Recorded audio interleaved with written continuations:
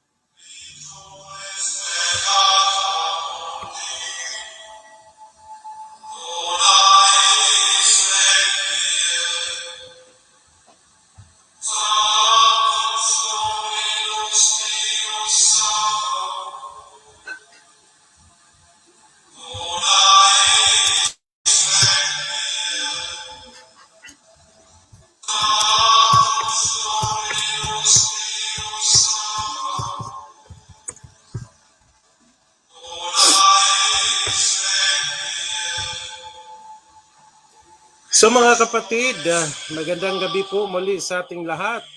So sa gabi po ito ay hinihintay po natin ang pagpasok po ng ating guest speaker bago po tayo magsimula.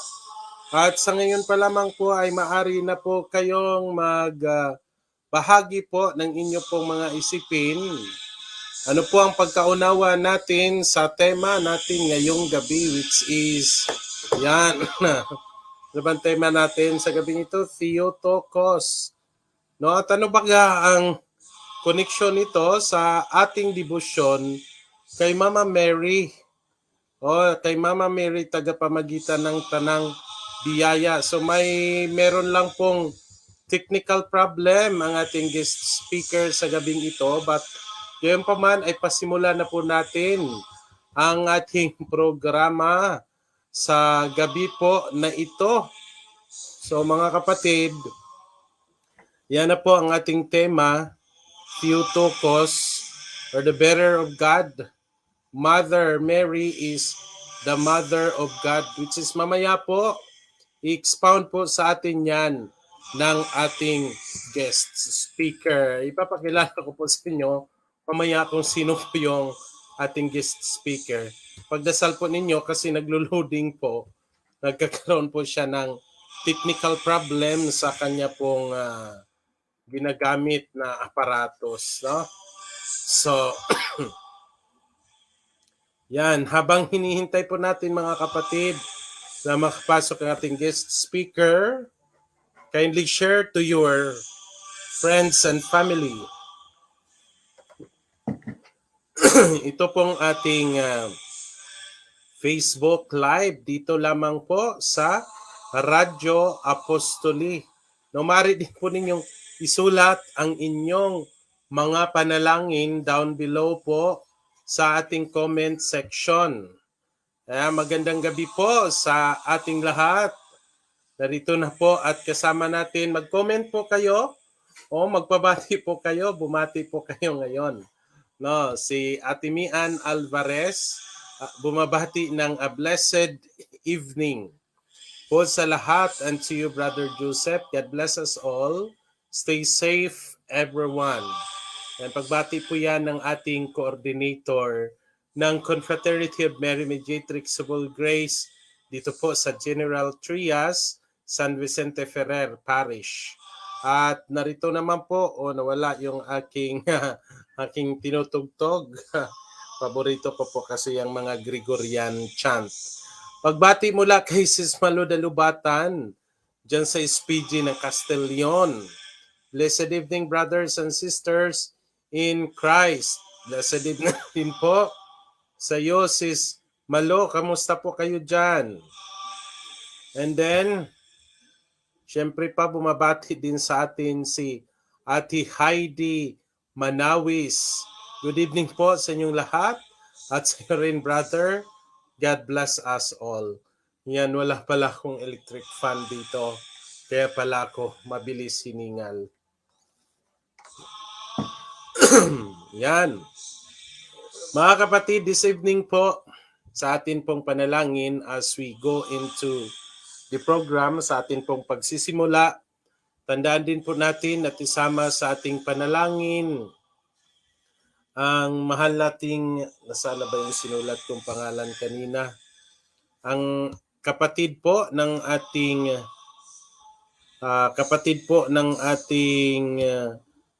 aktibo na miyembro sa confraternity.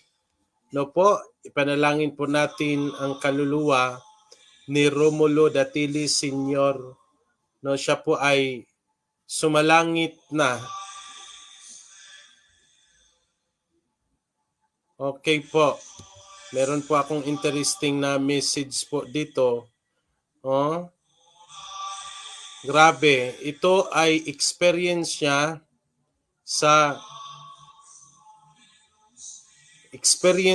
sa pagtanggap ng komunyon. No?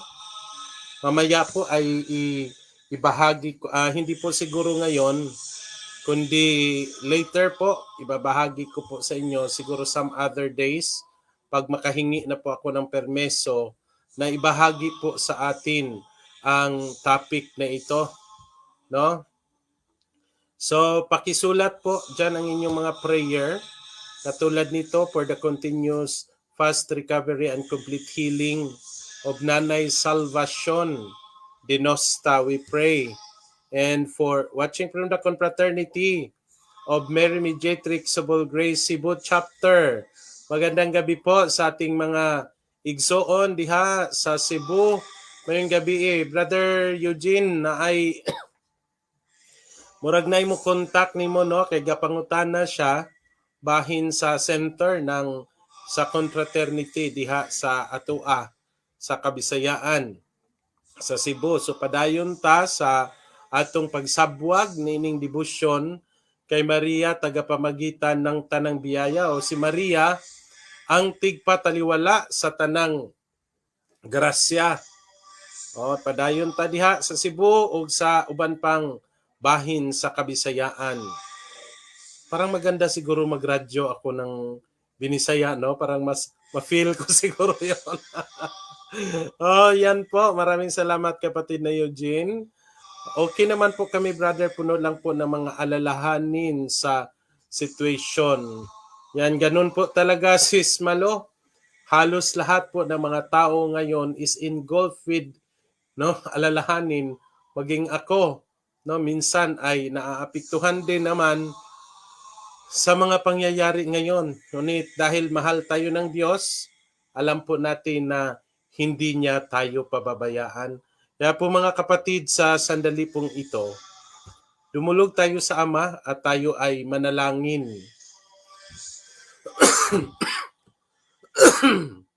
Isa pa yan, pag umubo ka ngayon, lagot ka.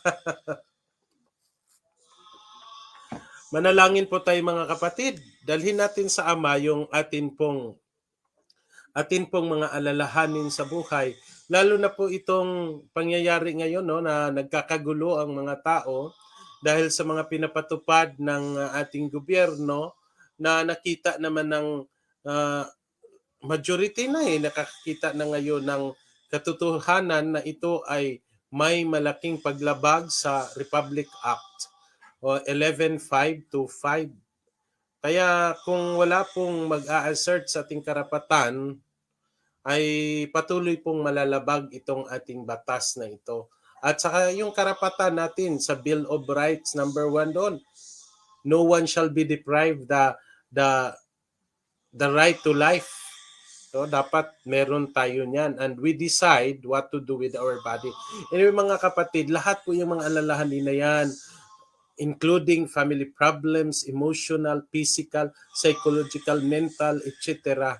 Lalo na po yung spiritual problems po mga kapatid, itaas natin po yan sa ating Panginoong Diyos sa gabing ito as we pray, as we raise up to God our prayers and intentions. Hilingin natin ang mapagpalang kapangyarihan ng Diyos, ang kanyang mapagpalang mga kamay, upang tayo po ay patuloy mga kapatid sa buhay na ito na puno ng pag-asa at walang pangamba.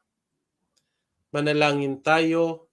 As we pray, O Lord, one Pater, one Ave, one Gloria, we raise up to you our thanksgiving, our supplications as well, especially for the intentions of our brothers and sisters who are listening today, na mayroon po silang mga kanya-kanyang prayer intentions, mga alalahanin sa buhay. Dala na rin po ang mga pasasalamat at aming pagpupuri sa iyong kabutihan na bagamat kami ay napasabak dito sa isang matinding pagsubok sa buhay, patuloy po kayong gumagabay sa amin.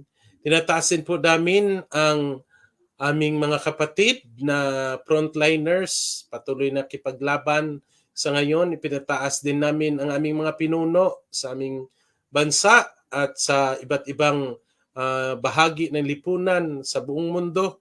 Tinataas po namin na sana po ang aming mga world leaders, mga local leaders, ay sundin nilang iyong kalooban.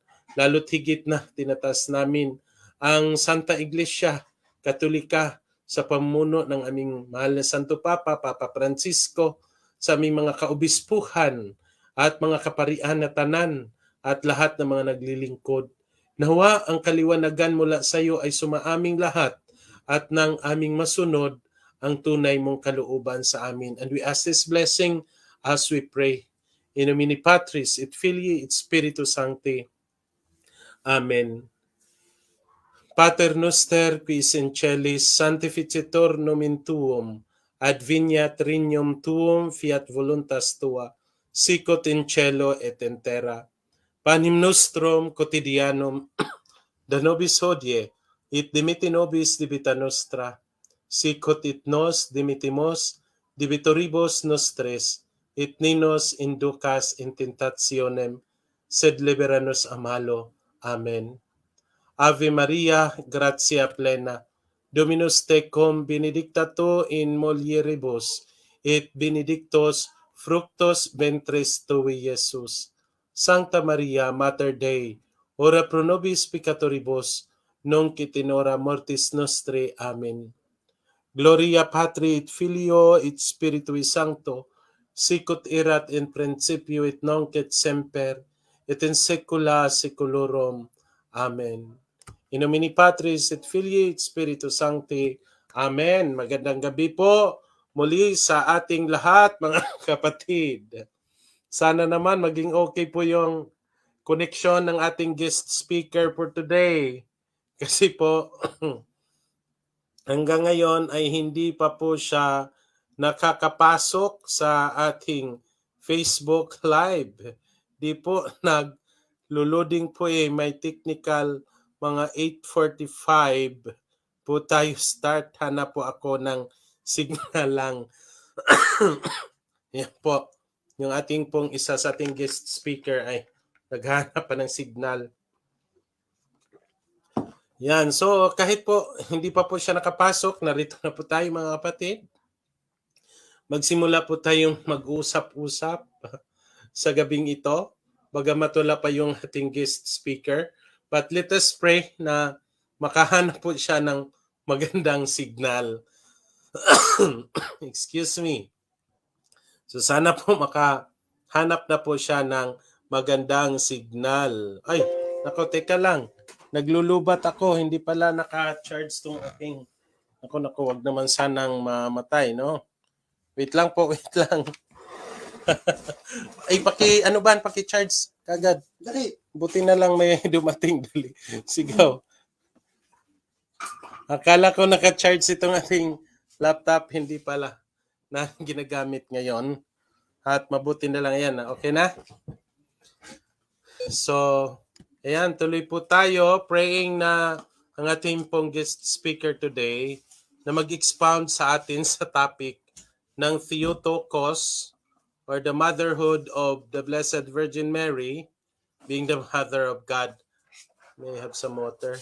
So, sana po makapasok na siya. Pero bago pa po niyan, meron naman po tayong, ilan po tayo dito? We are 14,000. So pwede po tayong magbahagi ng ating mga kwento, no, patungkol sa ating karanasan sa mahal na Birhen Maria. My brothers and sisters, wala pa po akong nabasa galing sa inyo, so batiin ko po muna itong mga nandito na rin, nakahabol na sa ating programa. Magandang gabi po sa ating mga kapatid dyan sa San Pascual, lalo ng Velasco family. Binabati tayo ng magandang gabi po. Uy, may padre sa dulo. Padrihan. Padrino, padre di pamilya. Ayan, magandang gabi, Jem. At sa inyong lahat dyan sa ating mga kapatid, dyan po sa San Pascual, Batangas, magandang gabi po sa inyo. And good evening. Ayan, nandito na po yung ating kapatid, ang ating guest speaker for tonight. Magandang gabi po, Bro Denmar. You can just freely come in and speak. Ayan na. Magandang gabi po sa inyo lahat, mga kapatid. At salamat sa Diyos, tayo po ay pinagtagpo dito sa ating Facebook page. Pinagpapasalamat natin sa Panginoon ang ating invitation mula kay Brother Joseph. Ayan, at sa ating Panginoong Diyos at sa inyong lahat na sumusubaybay sa programa ito. Ayan, salamat po, brother. So mamaya po, mapapakinggan po natin si Brother Denmar dito po sa ating programa. Batiin ko lang po itong mga ibang nakapasok na dito sa ating program ngayon. Nabasa ko na ito pala. Magandang gabi po, Sim Divine. Yan, Sis Divine, inordinahan na naman po. Kinanonize na naman po kayo ulit. Ayan, ang Russia daw, sobra ang devotion sa Theotokos. Yes po, lalo na kasi nandoon yung mga Orthodox natin na mga kapatid. Baka mamaya po ay mabanggit din yan sa atin ni Brother Denmar sa kanya pong pagdidiscuss sa ating pagbabahagi. And bago po tayo magsimula mga kapatid, bago ko po kayo ibigay, nihingal na naman ako ba? No?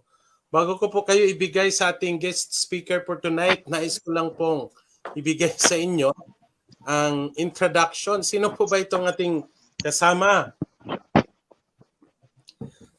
Well, number one po, ayan, kitang-kita naman po natin sa picture na pinapakita natin ngayon. Kasama po niya si Archbishop Roman Arguelles at si Mama Mary Mediatrix Sobol Grace, nandyan po sa kanyang likuran. Actually po, siya ay naging official member na rin po ng Confraternity of Mary Mediatrix Sobol Grace. Kung hindi ako nagkamali, doon po ito sa, anong simbahan nga ito, Brother Denmar, nalimutan ko? Sa sa Cathedral po ng Immaculate Conception po yan sa Batangas. Yan, tama po. So, noong time na yon, officially, he became one of the members of the Confraternity of Mary Mediatrix Sobol Grace. Siya po, mga kapatid, ay isang Catholic Faith Lay Apostolic member, Apostolic Movement of the Philippines, yung CFLAM po. Napakasikat din po ng CFLAM sa Kabisayaan nung ako'y high school. At National Capital Region NCR Head Organizer. Head Organizer po siya, Head Chairman of National Debating Team in Luzon. So napakarami pong gawain ito para sa ating pananampalataya, and he is also a promoter ng Universal Living Rosary and Arts Confraternity of St. Philomena National Center. Tawag nila ULRA. Ito ba yun, bro, yung mga nagsisend ng mga rosary, no, sa mga members sa iba't ibang bahagi ng bansa, ng mundo, no po? Yes po, opo, kami po ay nagsisend po ng pre-sacramentals para po sa pagpapalaganap ng debosyon sa Immaculate Heart of Mary po. Yan. Naalala ko kasi isa kami sa mga recipients sa Kabisayaan dati ito. And member siya ng World Apostolate of Fatima. Kamember pala tayo, Brother Denmar. Ako din ay naging member ng World Apostolate of Fatima and formator, diocesan formator lang po ako doon sa aming probinsya ng World Apostolate of Fatima. We call them the Blue Army, no? And member din si Brother Denmar ng International Miraculous Medal Association.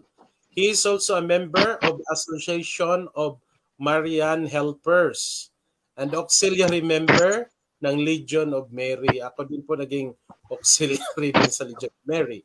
Member also of the Arts Confraternity of the Holy Face at General Council President naman ng Beloved Slaves of Mary Mediatrix Sobol Grace, Lipa Chapter affiliated to Confraternity of Mary Mediatrix Sobol Grace. And so, devoto po talaga sa ating mahal na inang tagapamagitan. Catholic Faith Defenders Manila Resource Speaker Advisor on SDA Apologetics. Excuse me lamang po. He is also a member of the CFD Cooperators Debating Committee and Prayer and Worship Committee. Also, member of the Lord's Flock Charismatic Community. So, ito pong ating kapatid ngayon na magbibigay po sa atin ng input about the Theotokos. Ay atin pong batiin at welcome Brother Denmar dito sa ating maliit na online community sa Radyo Apostolic. Now, kayo na po. Salamat. Pahinga po muna ako. Sige po, maraming salamat Brother Joseph at isang mapagpalang gabi po sa ating lahat. Muli mga kapatid, ay pinagpapasalamat natin sa Diyos ang ating pagtatagpo sa maliit nating pahina, itong humble page ni Brother Joseph, at pinahintulutan tayo ng ating Panginoon at ng ating kapatid na magbigay ng mahalagang mensahe patungkol sa ating mahal na Birhen para tayo ay maging aware doon sa tamang doktrina ng ating simbahan. Ako po pala si Brother Denmar Santiago, ang inyong maliit na kapatid. Opo, maliit lang po na kapatid, bagaman po marami pong recognitions ang binasa ang kapatid ni Brother Joseph. Tayo po ay nananatiling maliit, no? Hindi po natin ipinagmamalaki ang ating sarili, kundi ang ating Panginoong Hesukristo lamang ang dapat itataas natin sa lahat ng mga panahon. Kaya naman po mga kapatid, bago ko po simulan ang aking pagbibigay sa laysay sa inyo patungkol po sa dogma ng ating mahal na ina, ay tayo po ay manalangin sa ngalan ng Ama, ng Anak at ng Espiritu Santo. Amen. Hail Mary, full of grace, the Lord is with you among women, and blessed is the fruit of thy womb, Jesus. Holy Mary, Mother of God, pray for us sinners, now and the hour of our death. Amen. In the name of the Father, the Son, the Holy Spirit. Amen. Okay. Ayan po, no? Umpisahan po natin ang ating pag-aaral, mga kapatid, sa ating unang puntos, no? Bago tayo dumako sa dogma, no, alamin po muna natin ano ba yung pagkakaiba ng doktrina at saka dogma. Magkaiba ba ito, Brother Denmar? Yung doktrina, pag sinabi natin doktrina at dogma, ito ba ay nagkakaiba? Kasi madalas na ipilit, no, na ang lahat daw ng doktrina ay dogma. Pero hindi ganoon eh. So, ang lahat ng dogma ay doktrina. Pero ang doktrina, hindi pwedeng lahat dogma. No, mayroon lamang tayong bilang na dogma, no? Sa totoo lamang, no, mga kapatid. So, pag sinabi nating dogma, mga minamahal, no, ayon po sa CCC ay ganito, babasahin natin sa Katisismo ng Iglesia Katolika. Ang sabi dito, mga kapatid, sa bilang 88, no, lubusang tinutupad ng magisteryo na iglesia ang katungkulang tinatanggap kay Kristo kung ipinapahayag ang mga dogma, kung nagtuturo na may pamimilit sa bayang Kristiyano na tanggapin ang katotohanang napapaloob sa bayan ng Diyos at katotohanang may kaugnayan sa revelasyon. Okay, mga kapatid, ano? Ayan, so sa ating nabasa sa Katisismo ng Iglesia Katolika bilang 88, no, sabi, ang dogma ito ay isang aral na tinanggap natin mula sa banal na revelasyon na mula sa Diyos. Pag sinabi po nating banal na revelasyon mula sa Diyos, ito po ay natatanging ibinibigay sa simbahan, no? Katulad na lamang ng pagkakadiskubre ng Immaculada Concepcion. No, yun po yung ating yung ating isa sa mga dogma. Subalit hindi yun ang ating pag-uusapan, binibigyan ko lamang kayo ng konting background, ano? Pero yung Immaculate Conception ay ancient title na ng ating mahal na ina. Sabi nga sa talata ng Biblia, siya ay full of grace. No, pag sinabi natin full of grace, no, lahat ng habag ng Panginoon, lahat ng biyaya ng Panginoon ay nasa kanya, no? Kaya sabi doon ay, Hail, full of grace, the Lord is with you. So, ibig sabihin, siya ay kinakasihan ng banal na espiritu, kaya siya ay naging Immaculada Concepcion. So, ngayon, ang doktrina naman, mga kapatid, no, ang doktrina ito ay nakalapat, no, nakalapat sa Biblia, at ito ay nakasulat na ipasa sa oral tradition o kaya sa written tradition, mga kapatid. Yan ay tinatawag na doktrina, no? Pero ang dogma, ito ay dapat paniwalaan ng bawat isang Kristiyano at hindi dapat ito hihindian o tatanggihan, sapagkat magiging heretiko yung isang tao na magtatanggi niyan. Halimbawa, ng dogma, no, isa pang halimbawa ng dogma na dapat nating tanggapin, si Kristo ay tunay na Diyos. Okay. Si Kristo ay tunay na Diyos, ito ay hindi dapat tanggihan ng sino man. sapagkat kung tatanggihan ng sino man ito, sabi ng talata ng Biblia, ang hindi tumanggap na si Hesukristo ay naging tao. Oh, Diyos na nagkatawang tao ay anti-Kristo. Yan. So maliwanag po sa Biblia na hindi pinasusubalian ng mga kasulatan na tayo ay may paniniwalang Diyos ang ating Panginoong Kristo. Hindi lamang ito dogma, kundi ito ay maging doktrina sapagkat ito ay pinatutunayan sa atin hindi lamang ng magisteryo ng simbahan, kundi maging ng banal na kasulatan. Ano po ang sinasabi ng banal na kasulatan? Unang puntos, mga kapatid, mababasa natin sa Juan 1:1. Ang sabi dito ganito, ang sa pasimula ay ang berbo, at ang berbo ay kasama ng Diyos, at ang berbo ay Diyos. Okay. Sa 14, pag binasa natin, pag nagpatuloy kayo, mula lang doon sa Juan, Kapitulo 1, no, ay ibababa nyo lamang po doon sa versikulo 14. Ang sabi doon, at nagkatawang tao ang berbo. Sino itong berbo na to?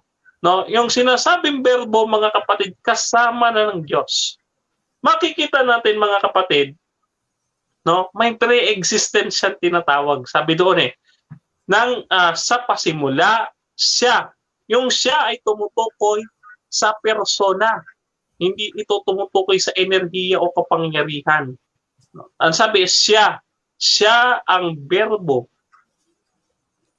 Sa pasimula, siya ang berbo. No? Pag sinabi natin siya, no, ito ay pantukoy sa tao. So, paano po naging persona ang Diyos? Sabi nila, hindi daw pwede maging persona ang Diyos sapagkat ang Diyos ay hindi magbabago. No? Hindi magbabago ang Diyos, mga kapatid. Siya ay nagdagdag ng kalikasan. Yung kalikasan niyang tao, nang siya ay magkatawang tao sa pamamagitan ng ating mahal na ina. Kasi siya ay Diyos na So, hindi siya magbabago from Diyos to tao. Ang ginawa niya, no, kahit siya ay tao, ang sabi nga sa Colossus 2:9, at kahit siya ay sabi diyan, no, wait lang. Teka, mukhang ano.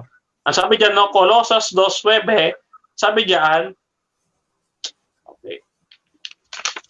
Colossus 2:9, okay. Sabi diyan, puspos siya ng buong kadyusan kahit na siya'y nagkatawang tao. Meaning, kahit tao siya, no, siya ay nananatiling Diyos. So, hindi nagbago. Ano ginawa? Nagdagdag. No? Kaya, imposible na sabihin na hindi persona ang Diyos. Sapagkat, hindi dahilan o rason para sabihin natin na imposible sa Diyos ang magkatawang tao. Dahil, ang sabi nga sa talata sa Lucas 1:37, ang lahat ng bagay ay posible sa Diyos. Walang imposible sa Kanya. Amen? Okay. So, ayan ang una nating puntos, no? Siya sa pasimula ay berbo. At ang berbo ay kasama ng Diyos. So, kasama siya ng Diyos. Ano ang ginagawa niya doon sa pasimula? Ang ginagawa niya sa pasimula, ang sabi sa Henesis, sa Kapitulo 1, versikulo 26, ganito sinasabi. Henesis 1:26. Ang sabi diyan, at sinabi ng Diyos, likhain natin, may natin ng Diyos natin ayon sa ating wangis, ayon sa ating larawan. No? Likhain natin ang tao. Natin, may kasama ang Diyos. May kasama ang Ama sa paglikha ng mga bagay. No? Sino yung kasama ng Ama? Ang kasama ng Ama, walang iba kundi yung anak. Ay sasabihin ng iba, nating mga separated brethren, sasabihin nila, ang kasama ng Diyos dyan, anghel. No? So, ang mga kausap niya dyan, anghel. Ang sabi niya, likhain nga natin. Paano po lilikha ang anghel? Hindi po lumilikha ang mga kerubin o anghel ng mga tao. No, maliwanag po sa Biblia na maging ang mga kerubin at mga anghel nilikha din ng Diyos. No? Kaya pagdating sa pag-aanalisa sa talata sa Genesis 1:26, ano ang sabi? Likhain natin. Yung kausap ng Diyos makalilikha. Sino yung makalilikha? Yung anak. No, yung anak. Sabi kasi, mga kapatid, sa Biblia, kahit sa Biblia na lang natin tanungin. No, Biblia tanungin natin, sino ba yung kausap ng Diyos doon? No? Ang sabi ng Diyos doon sa Hebreo 1:8 hanggang 10. No, basahin muna natin yung 8 tapos yung 10. Ang sabi doon, sinabi niya tungkol sa anak. Ito tungkol sa anak ay sinabi niya. Sabi niya, ang iyong luklukan, o Diyos. So sa talatang 8, mapapansin nyo, ang anak ay nasa kalagayang Diyos. Okay? Sa kalagayang Diyos. So, pag tinuloy nyo sa Jes, at sabi dyan, at ikaw, Panginoon, ang alin? Ang naglatag ng lupa at ng langit. Ikaw yung nagladlad ng lupa at ng langit. Ibig sabihin, mandilikha ang anak. So, hindi natin ine-exclude syempre ang Espiritu Santo dahil Trinitarian tayo eh. So, meron dyan mababasa sa Job 23:4 na ang Espiritu Santo, ang sabi ni Job, nilalang ako ng Espiritu ng Diyos. So, sa makatuwid mga kapatid, sino ang kasama ng Diyos sa paglikha? No? Ang kasama ng Ama sa paglikha ay ang anak at ang Espiritu Santo. Okay. So ngayon nalaman natin na si Kristo ay kasama na ng Diyos at may pre-existing. Punta tayo doon sa ikatlong sugnay. Ang sabi doon, at ang berbo ay Diyos. Papaliwanag ko pa ba yun, mga kapatid? Napakaliwanag na nun eh. At ang berbo ay Diyos. Wala na magtatalo doon. Ang berbo ay Diyos. Ano pa dapat natin patunayan doon? Yun po ay literal na sinasabi ng Biblia. Hindi naman po symbolical yon. At nabanggit din natin kanina, ano ang sabi ng Ama sa anak? Tungkol sa anak ay sinabi niya, ang iyong luklukan, o Diyos.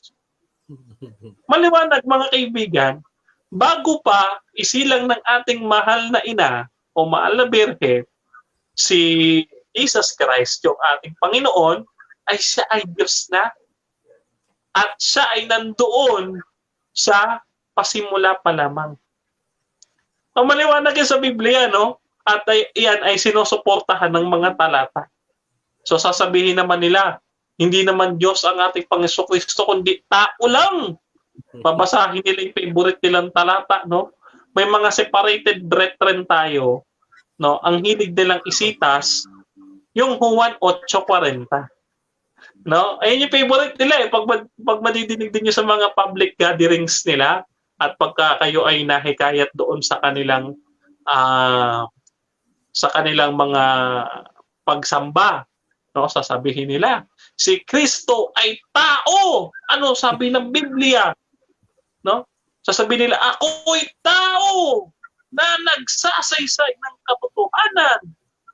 Na narinig ko sa Diyos. 1:8:40 yan ang paborito nila. Tao at hindi Diyos. Totoo ba yun? Hindi. Basahin nyo, mga kapatid, sa 1:8:56, ibababa lang natin. Pag tayo nag-aaral ng Biblia, kailangan up and down. Babasahin mo yung taas, babasahin mo yung ibaba, para alam mo yung buong context. Kung hindi ka pa kontento, basahin mo yung buong chapter. Ano sabi doon sa Juan 8:56? Ang sabi doon, mga kapatid, bago pa ipanganak si Abraham, ay ako nga. Kalain ninyo yun? Yung nagsabing tao siya, existed na nung panahon ni Abraham. Kita ninyo, paano po hindi naging Diyos yung tao na sinasabi nila? Na sinasabi nila na tao lang eh. Ay naman nasabi ng Panginoon Kristo, wala naman siya sinabing Diyos eh. No? Hindi, may sinabi siya. Ang sabi niya, siya si ako nga. Sino si ako nga? Yung nasa Exodo 3:14, yung nag-utos sa ating propetang Moses. No, ang sabi niya doon, sinabi ni Yahweh, sabihin mo sa mga Israelita, isinugo ka ni ako nga ang Diyos ng iyong mga ninuno. Kita ninyo, kung tao lamang ang ating Panginoong Hesukristo, ay bakit niya pa sasabihin na bago pa ipanganak si Abraham, ay ako nga. So hindi lamang po tao, kundi Diyos. Diyos at tao. No?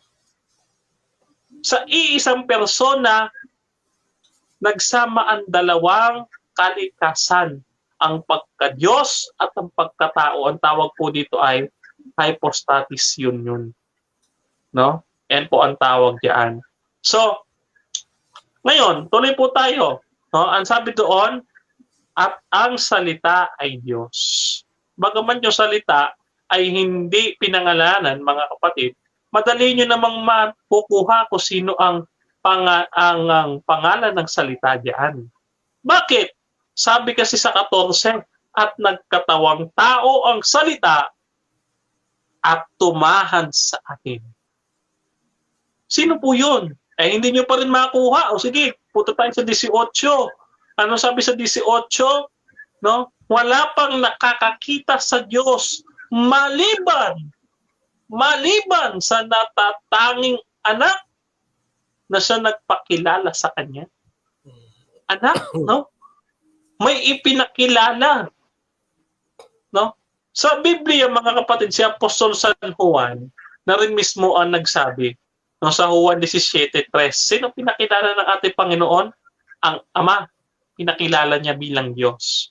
So, yung nagpakilala, no, pag pinagbangga natin yung 18, yung Juan 1:18 at Juan 17:3, mapapansin nyo na ang tinutukoy ng talata ay ang ating Panginoong Hesukristo. Siya yung berbo na nagkatawang tao na nagpakilala sa atin sa Ama.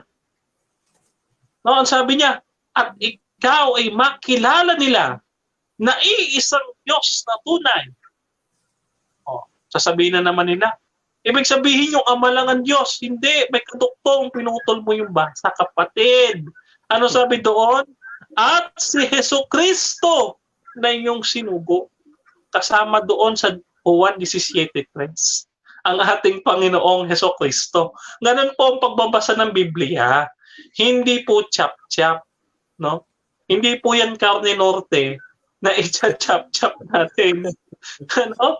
So, ayun, napatunayan natin na ang Panginoong Hesukristo natin ay tunay ng Diyos. Kahit anong ipilit nila, no? Ang Panginoong Hesukristo ay tunay na Diyos. Alain ninyo, no? Ang sabi ng ating Panginoong Hesukristo, bago pa ipanganak si Abraham ay ako nga. Iyon ay sumusuporta sa ating sinabi sa Genesis 1:26 na siya ay kasama ng Diyos bago pa likhain ng sanglibutan. At siya ay manlilikha din gaya ng Ama. No? Kaya sa Colossus 1:19, hindi na ako magtataka kung bakit sinabi ng ating Apostol San Pablo na sinabi niya dito, ito sabi niya, no? Ito, sabi niya dito. Ipinasya ng Ama na manatili ang kanyang kalikasan sa kanyang anak. Ano ba ang kalikasan ng Ama na pinanatili niya sa anak? Hindi kundi yung kadyusan. No, yung pagka-Diyos ng ating Panginoong Hesukristo. Kung ano yung Ama, gayon din yung anak. Alangan namang aso, mga anak ng baboy. Hindi naman na pwede yun. No? Kailangan, yung aso, panganak ng tuta, hindi baboy. Ha? Ano yun, ha? So, ang Diyos, no, ganun din. No? Kung ang Ama ay Diyos, gayon din ang anak ay Diyos. No? Kaya maliwanag yun eh. So ngayon, at nagkatawang tao ang berbo. Dito tayo. No, ang sabi ng ating mga separated brethren, ito daw ay nasa isip lamang ng Diyos. Isa lang daw siyang katang-isip, yung berbo. Hindi pa daw siya nag-i-exist sa sinauna. So kapag isip lang ng Diyos, paano ho nasa isip ng Diyos yung sinabing, ang sabi ng talata, at kasama ng, ang berbo ay kasama ng Diyos. Paano ho yun? No? Halimbawa, likhain natin, sige nga, sabihin ko sa utak ko, likhain natin. Ako lang mag-isa, para akong nun. Para akong sinto nun, sabihin natin. No? Likhain niya natin. O ako lang mag-isa. Wala. Ano ho yun? Isipang imbornal po yun, yung gano'n. No? Maitim pa po at malabo pa po, ibig ko sabihin. No? Isipang malabo po yun. Na ikaw mag-isa, sasabihin mo sa isip mo, sige, likhain nga natin ang tao. Ano yun? Yeah? Kaya nga sabi sa misa natin, di ba? Sa misa madidinig din nyo, in Him and with Him and for Him, all things, di ba? Sinasabi ng paring gano'n. Kasi nandun yun sa talata ng Biblia. Nasa Juan 1:3. Ano sabi doon? Ang lahat ng bagay ay ginawa sa pamamagitan niya. Paano ngayon nilikha ang lahat ng mga bagay kung nasa isip pa lang siya ng Diyos? Di ba? Kaya ang berbo ay nagkatawang tao. Ano po ang patunay na ang berbo ay nagkatawang tao? Ay, amoy malinaw ho, babalikan ho natin yung binasa natin kanina. Yung Colosas 2:9. Ano sabi diyan? At siya'y puspos ng buong pagka-Diyos kahit na siya'y nagkatawang tao. May supporting evidence. Kung hindi pa kayo maniwala sa isang talata, meron pang isa. Ano sabi doon sa Pilipos 2:1-8? Ang sabi doon, no? Siya'y naging tao. Kung hindi pa kontento doon, ewan ko na sa inyo. Kasi mga talata ng Biblia, no, sabi sa Mateo 18:17, pinagtitibay ang patotoo kung mayroong patotoo ng 2 o 3.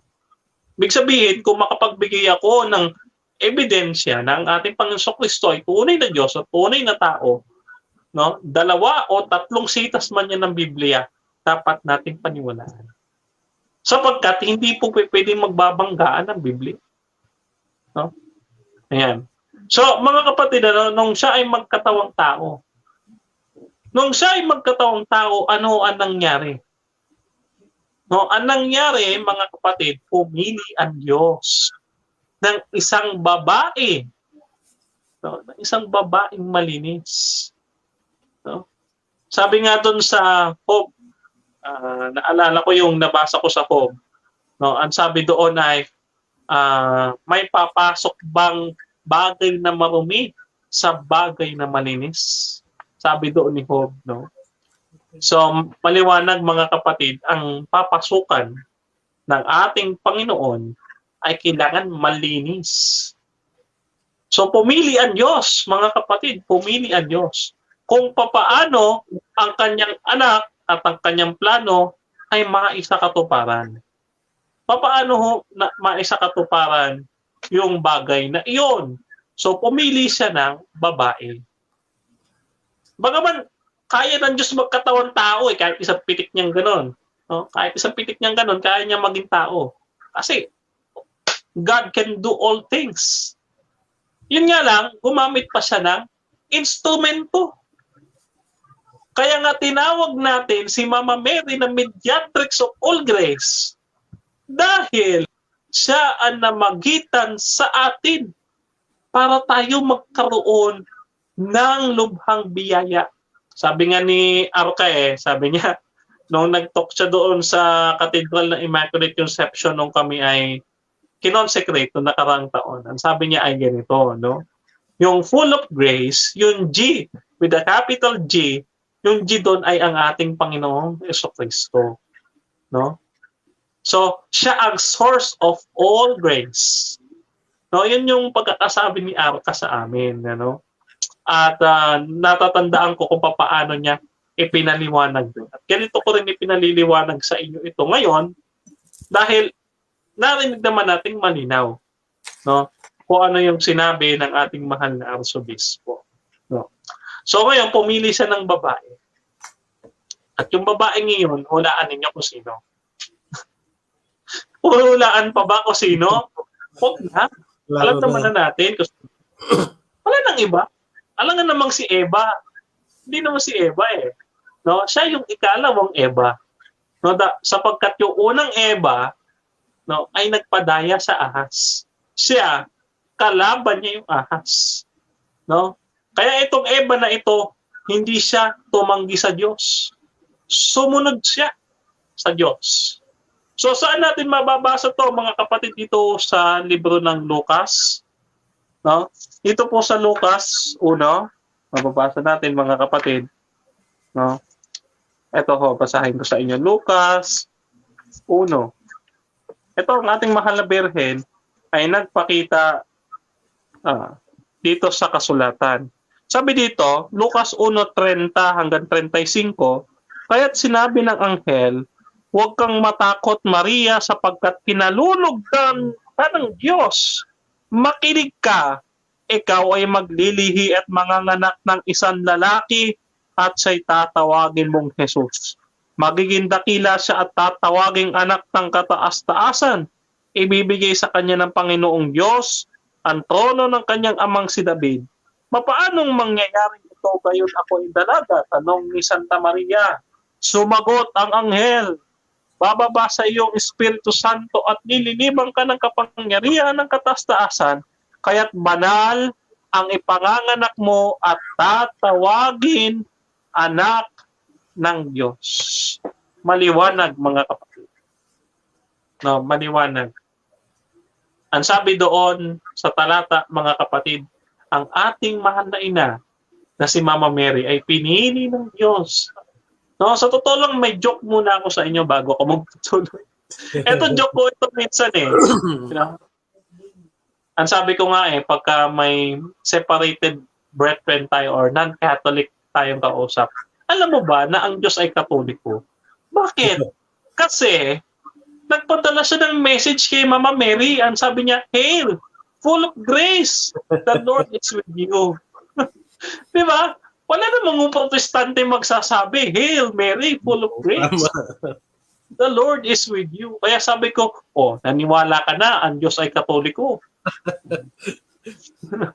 Di ba?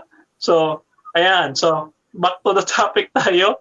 Ano lang yun, icebreaker, baka makatulog tayo eh. So, ang sabi, ikaw ay kinalulugdan ng Diyos. Sabi ng iba, hindi lang daw ang ating Panginoong Kristo ang nanay, ang anak, ang anak na ni Mama Mary, Paano ho mangyayari iyon kung sinabi ng anghel na kinalulugdan ka ng Diyos? At sabi, puspos ka ng biyaya. At nililiman ka ng Espiritu Santo, kaya ay panganganak mo ay banal. So, ang ating mahal na ina, wala po siyang ibang anak maliban sa ating Panginoong Kristo. Ito po ang logic mga kapatid. Sa tradisyon ng mga Hudyo, doon ho sa pagbibigay ng mga kagamitan at mga naiwan na kasangkapan kapag ikaw ay namatay at namayapa na, ano ang gagawin? Ibibigay sa kapatid. Noon namatay ang ating Panginoong Kristo, ano ang sinabi niya? Sinabi niya kay San Juan, ang sabi niya, sa pinakaiibig na apostol na si San Juan, ano sabi niya? Narito ang iyong ina. Totoo ba na magkapatid si San Juan at saka ang ating Panginoong Kristo? Hindi po.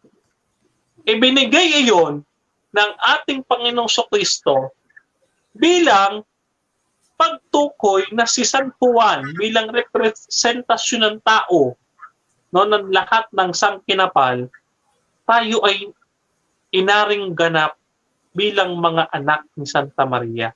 Kung ang ating Panginoong Kristo ay ang ating kapatid sa pananampalataya sa pamamagitan ng ating pagsampalataya sa Kanya, Juan 1:12, tayo rin ay magkakaroon ng ina. Binigyan tayo ng Diyos ng ina at yun ay si Mama Mary.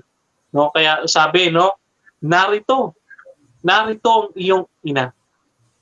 Ibinibigay ng ating Panginoon Kristo, no, yung kanyang ina sa atin. Sabi kasi doon, beloved disciple. Sino ba yung beloved disciple? Wala nang pinangalanan, bagaman iyon ay si St. John, the beloved, alam naman natin. Pero wala pinangalanan ng Bible. Ibig sabihin, mga kapatid, hindi lamang specific kung tumutukoy iyon kay Apostol San Juan. Yun po ay tumutukoy sa atin. Hindi niyo po ba alam na yung salitang beloved na sinabi ng ating mahal na ina doon sa lipa, yung sinabi niyang beloved slaves, no? Yung beloved kasi kinuha ng ating mahal na ina doon sa sinabi, no? Doon sa sinabi sa gospel na mayroon siyang mga beloved disciples. 'Di ba? Nagkaroon ng anak yung babae sa Apokalipsis 12. Yung babae ngayon nakatungtong sa buwan. Representasyon ni Mama Mary na siya ay iniakyat sa langit o Assumption of Mary. No, ititag natin Dormitio Mariae. No? So, yung babae doon nagkaroon ng binhi. Yung mga binhi na yun, pagkasunod ng ating Panginoon Kristo, ano ang tawag doon? Disciples. So we are beloved disciples. And we are the beloved slaves of our Blessed Mother. No, di ba yan din ang binigay sa atin ni St. Louis de Montfort? Di ba? So kamusta ho yung ating preparation sa ating 33 days preparation? Alam naman natin na bawat kapistahan ng ating mahal na ina, sa tuwing sasapit yan, mayroon talagang itinakda tayong mga araw kung kailan tayo magko-consecrate at kailan tayo magpe-prepare ayon sa spiritualidad ni St. Louis de Montfort. So, ang susunod na kapistahan, I think ay nasa February 11, no, yung kapistahan ng Lourdes na sinabi niya na siya ay Immaculada Concepcion. Yan. So, back to the topic, doon tayo sa Mary Mother of God. Ano? So, pinili ng Diyos si Mama Mary bilang ina ng Diyos. Pagka sinabi natin ina ng Diyos, hindi nang galing sa Kanya ang pagka-Diyos ng ating Panginoon Kristo. Maliwanag na sinabi natin kanina na ang pagka-Diyos ng ating Panginoong Heso Kristo ay nanggaling sa sinauna pa. Walang pinagmulan. Siya ay Diyos na mula una hanggang huli. Siya ang Alpha at Omega. No? So, maliwanag mga kapatid na pag sinabi nating ina ng Diyos, parang ganito lang. No? Parang ganito. No? Ina ng aso. Ibig sabihin, siya yung nagmamay-ari sa aso. Siya yung ina ng asong yon. Hindi ibig sabihin na sa kanya nanggaling. O halimbawa ako, may alaga akong aso. Pag sinabi ko bang kapatid ako ng aso, aso na rin ako. Hindi eh. Diba? Mayroon kami ditong tuta. Kinakapatid ko nga eh. Kapatid ko nga eh. Kasabay ko nga kumakain yan eh. No, kasabay ko rin natutulog yan. Katabi ko pa nga yan. So, parang kapatid. No? So, ako ba, aso rin ba ako? Hindi. Hindi ganon. No? Pag sinabing ina ng Diyos, ang ating Panginoon Kristo ay Diyos na nagkatawang tao. Sa iisang persona, nagsama ang dalawang kalikasan ng ating Panginoon Kristo, ang Diyos at tao. Kaya siya itinawag na ina ng Diyos sapagkat bagaman na ipinanganak niya ay tao, no, ang Diyos ay kailangan maging tao upang tayo iligtas, no, isinugo siya ng Ama sa sanglibutan, ay siya pa rin ay nananatiling Diyos. Hindi natatanggal ang kanyang pagka-Diyos kahit na siya magkatawang tao. Walang ganun sa Biblia na kapag ang Diyos ay Diyos, tapos naging tao, hindi na siya Diyos. Wala kayong mababasa ganun sa Biblia. No? Bagaman ano ang mababasa natin sa Biblia? Mababasa natin sa Biblia, ang ating Panginoon Kristo ay tunay na Diyos. Kaya si Mama Mary ay tinawag na ina ng Diyos. Ganun kadali lamang yun, mga kapatid, no? Ang ating Panginoon Kristo ay Diyos. Ang ating Panginoon Kristo ay nagkatawang tao. Si Mama Mary ay ina ng ating Panginoon Kristo. At ang Panginoon Kristo na Diyos ay anak ni Mama Mary. Ganun lamang kasimple, mga kapatid. Hindi na kailangan pang palabuin, no? Kasi pag sinabi natin ina ng Diyos, ang tanging pagputol lamang natin dyan, saan ba nanggaling yung pagka-Diyos ng ating Panginoong Kristo? Hindi. No? Diyos na ang ating Panginoong Kristo nang pumasok kay Santa Maria. At siya ay ipinanganak bilang tao. Ngunit siya pa rin ay Diyos. So maliwanag po yan sa ating pagtalakay, mga kapatid. Ano? Kaya tinawag na si Mama Mary bilang ina ng Diyos. No? Sa katisismo ng ating simbahan, ay gayon din ang pagpapaliwanag. Tingnan niyo po't babasahin ko ang katisismo ng ating simbahan. Ang sabi dito, mga kapatid, ito sa katisismo ng Iglesia Katolika bilang 466, ang sabi diyan, ina ng Diyos, hindi nagmula sa kanya ang pagka-Diyos ng berbo. Sino yung berbo, mga kapatid, na tinutukoy ko? Ang ating Panginoong Kristo. Kundi sa kanya nagbuhat ang katawang banal na may kaluluwang may isip na umanib sa persona ng berbo, kaya sinasabing ang berbo ay sumilang ayon sa laman. Maliwanag, mga kapatid, pinaliliwanag ng ating Santa Iglesia na hindi nagmula, no? Hindi nagmula kay Mama Mary ang pagka-Diyos, kundi siya ay umanib, no? Umanib, no? Kaya pag sinabi natin umanib, sumali, dumagdag, idinagdag ng Diyos, no, ang kanyang kalikasang tao. Bagaman siya ay Diyos na, idinagdag niya sa kanyang sarili. Kasi hindi nga maaaring magbabago ang Diyos. Kasi ang Diyos ay Diyos na eh. Hindi siya pwede magbago. Kung ang doktrina ng isang grupo, ng samahan, ng isang tao, nagtuturo na ang Diyos, pag naging tao ay magbabago, yun po ay heresiya. Heresiya po yun, mga kapatid. Ano? So ano pa ang ating mga patunay sa Biblia na ang ating mahal na ina ay ang ina ng Diyos? Bukod po sa mababasa natin sa Lucas. No? Mababasa po natin, mga kapatid, sa Isaiah 9:6. Ang sabi doon, pero sa 7:14, di ba? Nung binasa sa Isaiah 7:14, may isang babae o birhen na manganganak ng isang lalaki at tatawaging makapangyarihang Diyos. Manganganak ang isang birhen, no? Ng isang sanggol na lalaki na makapangyarihang Diyos. Maliwanag, ang ipinanganak ng ating mahal na ina o ng ating Mama Mary ay ang ating Panginoong Hesukristo na tunay na Diyos. Ayan.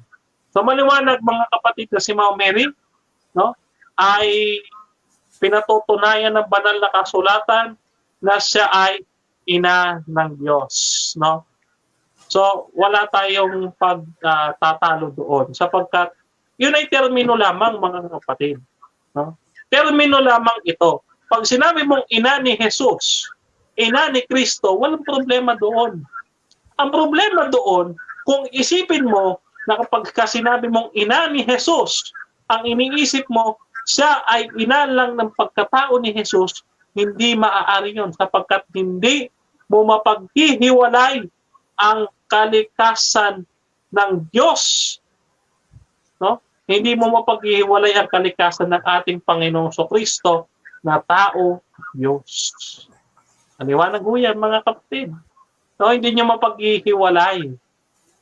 Sapagkat siya ay magkasama. Ano ba ang sabi sa Colosas 1:19? Basahin natin yung Colosas 1:19 ulit. Basahin ko po ulit. Ang sabi ho dyan, mga kapatid, ay ganito. Colosas 1:17. ipinasya ng Diyos na ang buong kalikasan ng Ama ay nasa anak. O, ang kalikasan ay pinasya ng Diyos na ang kanyang kalikasan ay manatili rin sa anak. So maliwanag mga kapatid na ang ating Panginoong Hesukristo ay tunay ngang Diyos. No? Ayan. So walang duda po diyan mga kapatid. Ano?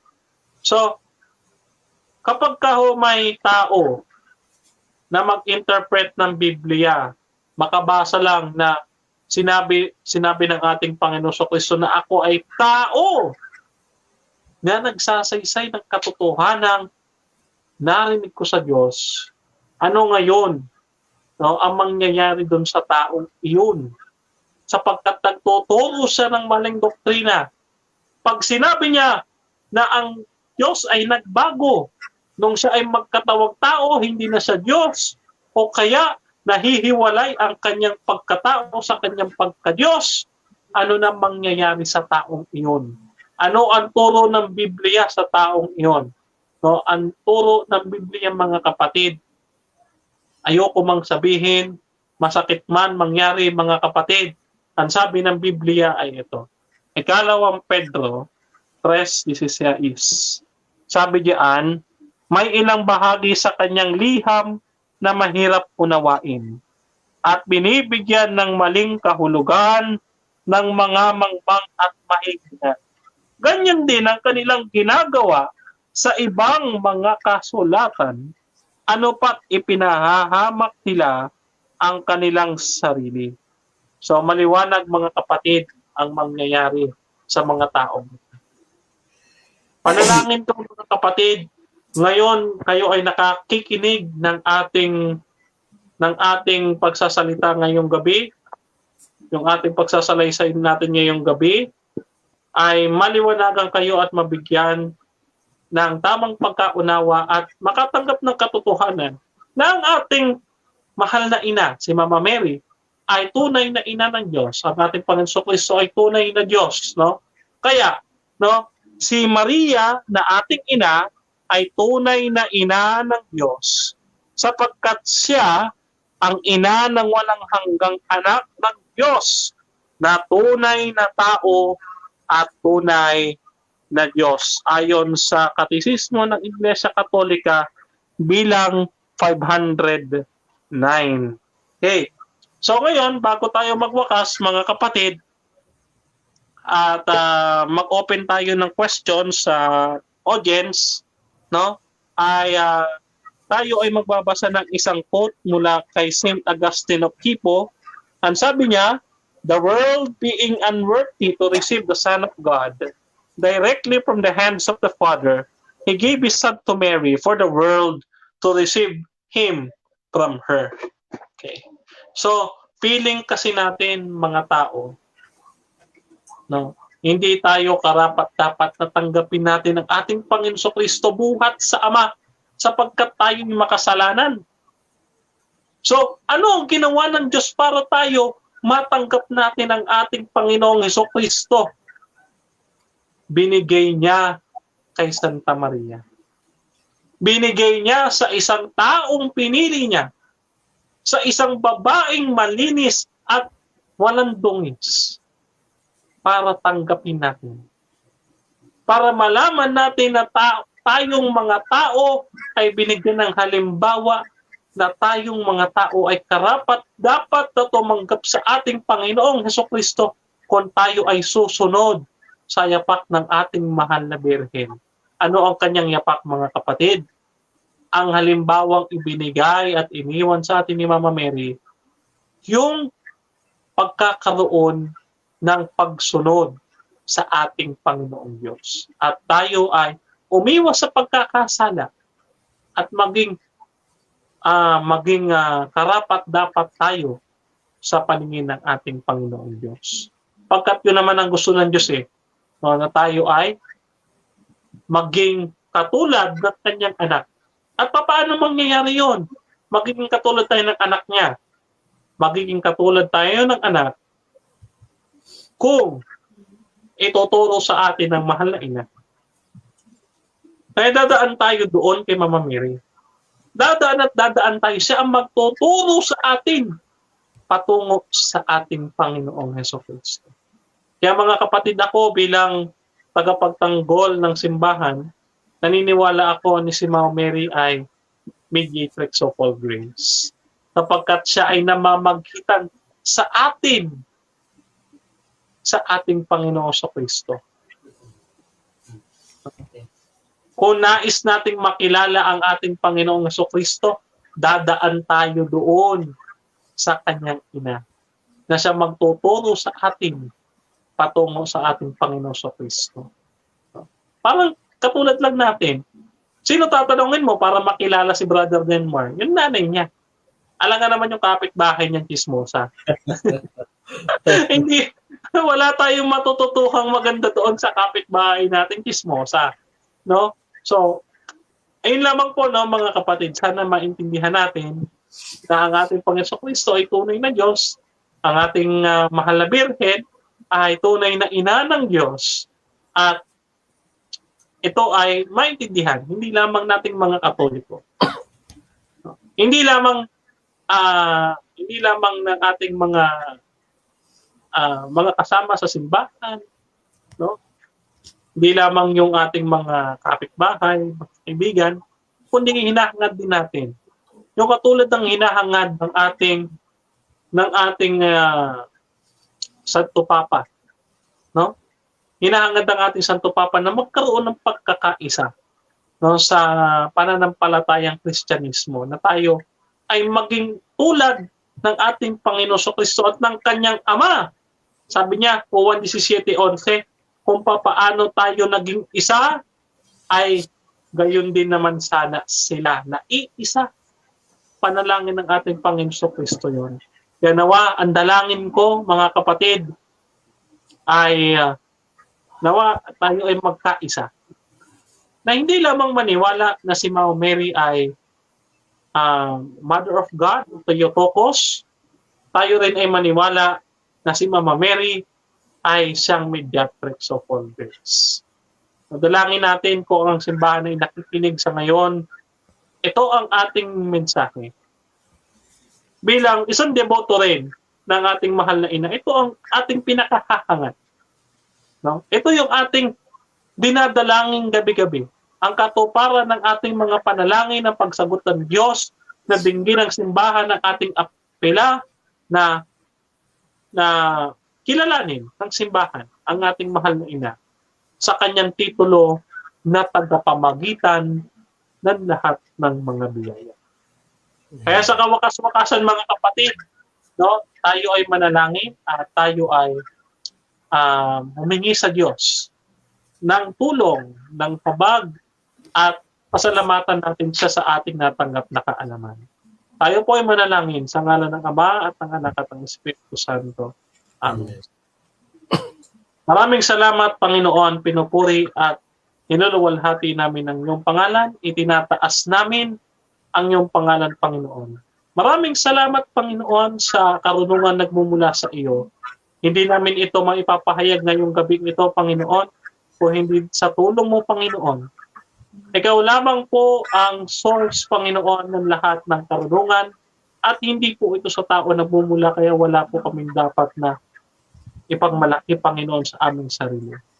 Ikaw lamang po ang malaki, Panginoon, at kami ay maliit.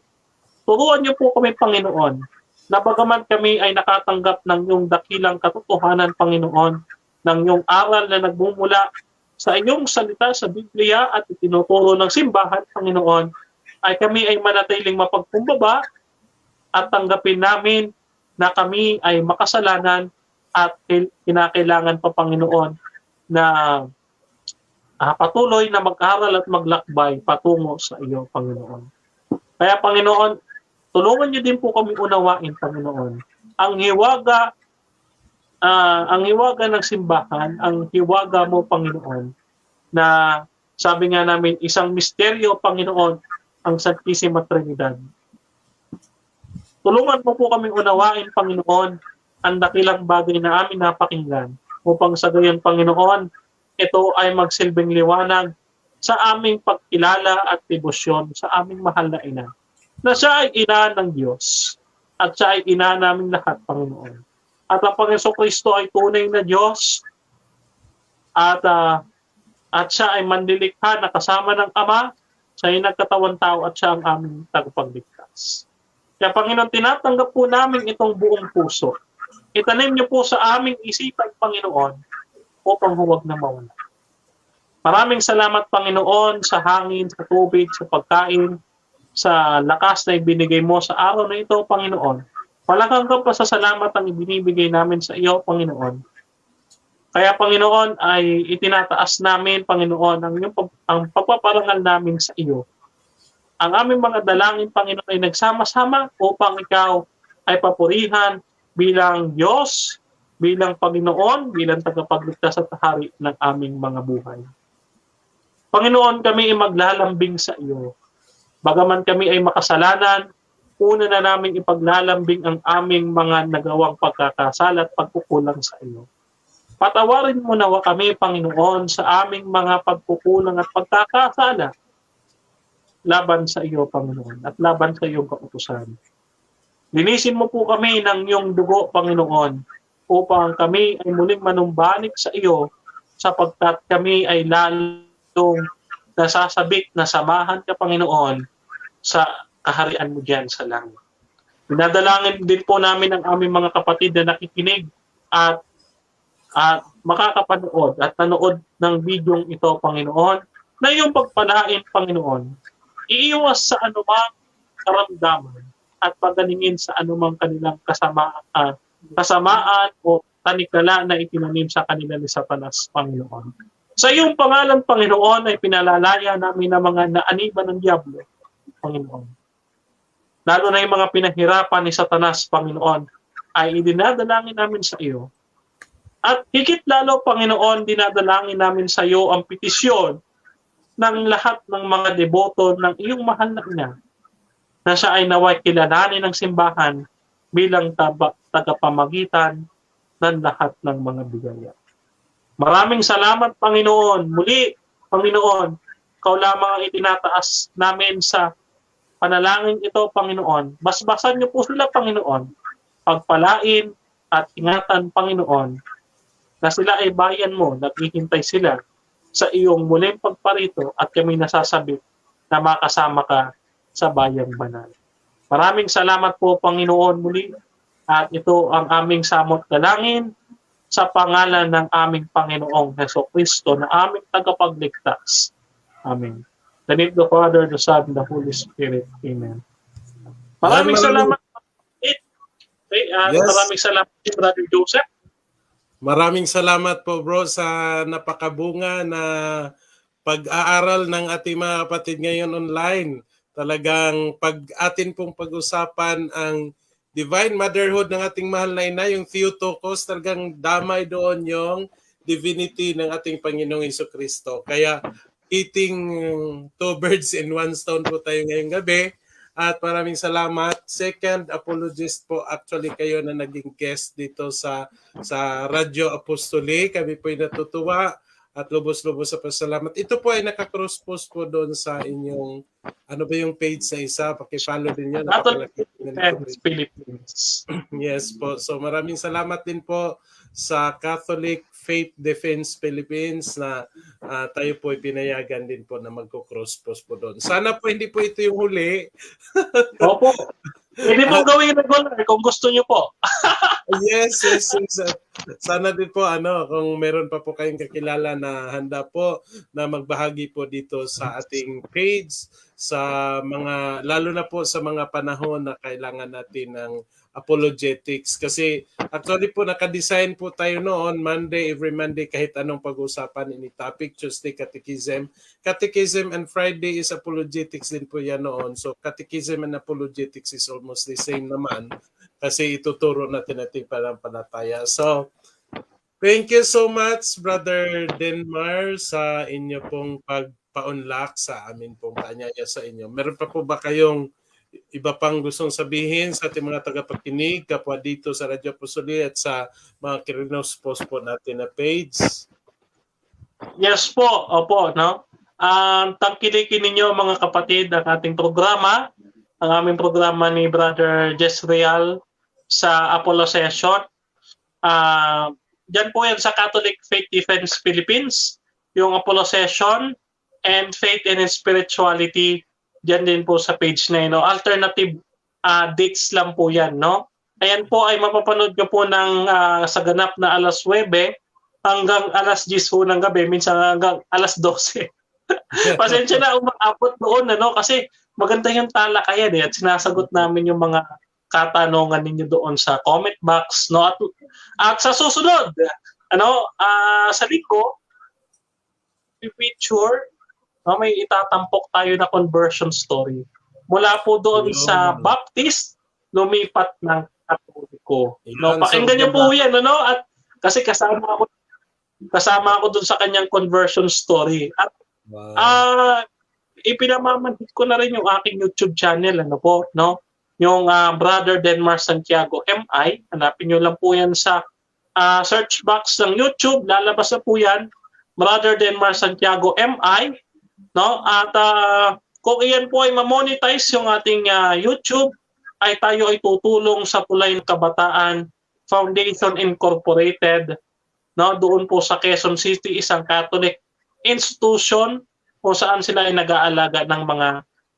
bata na pinalalaki nila. Actually, bahay ampunan ho yun. So, ayan at huli sa lahat, huling-huli sa lahat, Brother Joseph, yung kung sino man nagnanais na matuto at makapakinig pa ng doktrina ng ating simbahan at malaman kung paano ito ipapahayag o ituturo sa ating mga kapananampalataya at sa ating mga separated brethren, ay huwag po kayo mahiyang lumapit sa akin at magsabi na kayo ay sasali sa Catholic Faith Lay Apostolic Movement of the Philippines. Ito po ay founded pa noong 1983. Ito po ay ikatlo sa pinakamalalaking Catholic Apologetic Group. Sinundan po ng Catholic Faith Defenders and St. Peter's Pen Society. Kami po ang ikatlo sa pinakamalalaki.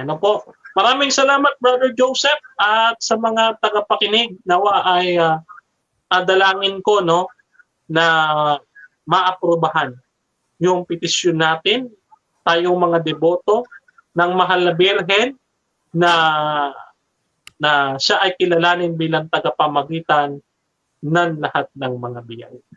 Yan. So, maraming salamat po. Actually po kagabi, yan po yung pinag-usapan namin kasi may mga deboto tayo na nangamba dahil nga po sa usapin na hindi nga daw po approve.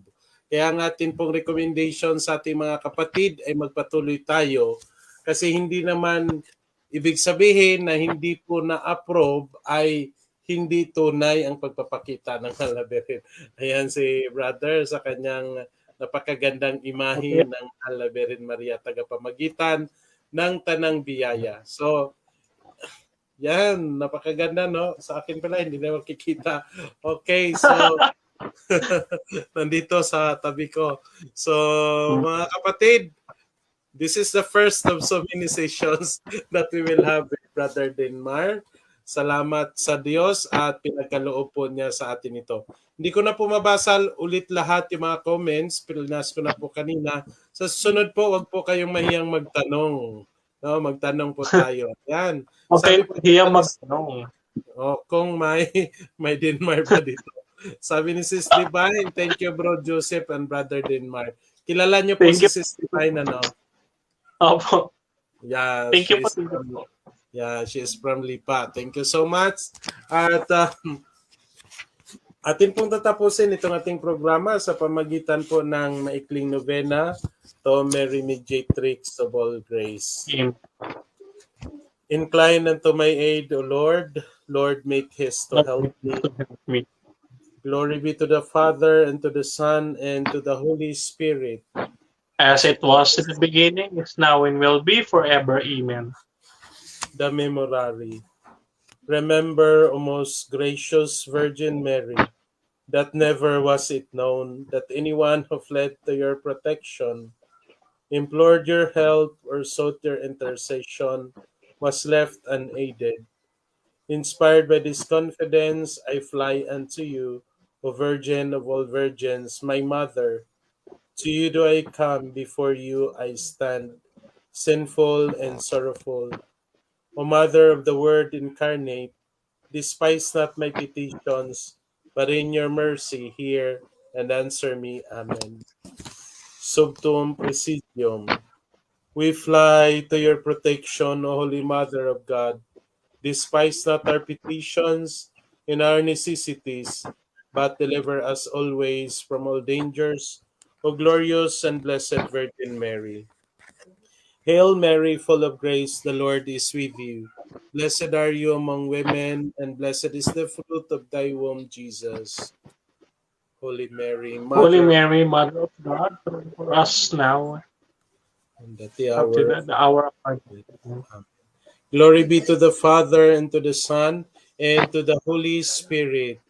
As it was in the beginning, is now, and will be forever. Amen. Hail Mary, full of grace, the Lord is with you. Blessed are you among women, and blessed is the fruit of your womb, Jesus. Holy Mary, Mother of God, pray for us sinners now and the hour of our death. Amen. Glory be to the Father, and to the Son, and to the Holy Spirit. As it was in the beginning, is now, and will be forever. Amen. Hail Mary, full of grace, the Lord is with you. Blessed are you among women, and blessed is the fruit of your womb, Jesus. Holy Mary, Mother of God, pray for us sinners now and the hour of our death. Amen. Glory be to the Father, and to the Son, and to the Holy Spirit. As it was in the beginning, is now, and will be forever. Amen. Remember us, O Virgin Mother of God, in the presence of the Lord, and do you speak in our favor, so that his wrath may be averted from us. Our most powerful mediatrix, pray for us, that we may That be we will be worthy with of the the promises promises of Christ. of Christ. Let us pray. O Lord Jesus Christ, our mediator with the Father, who has appointed the most blessed Virgin, your mother, to be our mother also, and our mediatrix before you. Grant that whosoever draws near to you to beseech any benefit may rejoice to receive all things through her. You who live and reign with God the Father and the Holy Spirit, forever and ever. Amen. Amen. And now we pray the healing prayer, and as we do, let us remember our brothers and sisters who are sick, especially those who ask our prayers. Let us pray. Heavenly Father, I call on you right now in a special way. It is through your power that I was created. Every breath I take, every morning I wake, and every moment of every hour, I live under your power. Father, I ask you now to touch me with that same power, for if you created me from nothing, you can certainly recreate me. Fill me with the healing power of your Spirit. Cast out anything that should not be in me. Mend what is broken. Root out any unproductive cells. Open any black arteries or veins, and rebuild any damaged area. Remove all inflammation and cleanse any infection. Let the warmth of your healing love pass through my body to make new any unhealthy areas, so that my body will function the way you created it to function. And Father, restore me to full health in mind and body, so that I may serve you the rest of my life. I ask this through the intercession of the Blessed Virgin Mary, Mary Mediatrix of all grace, Saint Joseph, and your Son, Jesus Christ, our Lord. Amen. Amen. Most Sacred Heart of Jesus, of Pray for Mercy, us. Immaculate Heart of Mary, Pray for pray for us. us. Mary Mediatrix of all grace, Pray for Saint us. Joseph, Pray Saint for Quentin us. Ferrer, Pray Saint for Padre us. Pio, Pray Santa for Rita di us. Cassia, Pray for us. Lorenzo Ruiz, Pray Saint for Stephen us. Calungsod, Pray for us. Bishops of Yar and Versusa, Pray for us. all you angels and saints in heaven, Pray Pray for for us. us. May the Lord bless us, protect us from all evil, and bring us everlasting life. Amen. In the Amen. name of the Father, and of the Son, and of the Holy Spirit. Amen. Thank you so much. God bless po sa Thank ating you, lahat, Brother mga Joseph. kapatid. Thank you, brother. Ito po muli ang inyong lingkod kasama si Brother Denmar sa gabing ito sa ating Radyo Apostoli. Nagpapasalamat sa inyong pagsama sa ating ngayong gabi, and remember, Vita Vestrabs Condites cum Cristo in Deo. Your life is hidden in God with Christ. Kaya wala tayong dapat ikatakot, ikapangamba sapagkat kapiling natin ng Diyos. Maraming salamat and good night po sa ating lahat.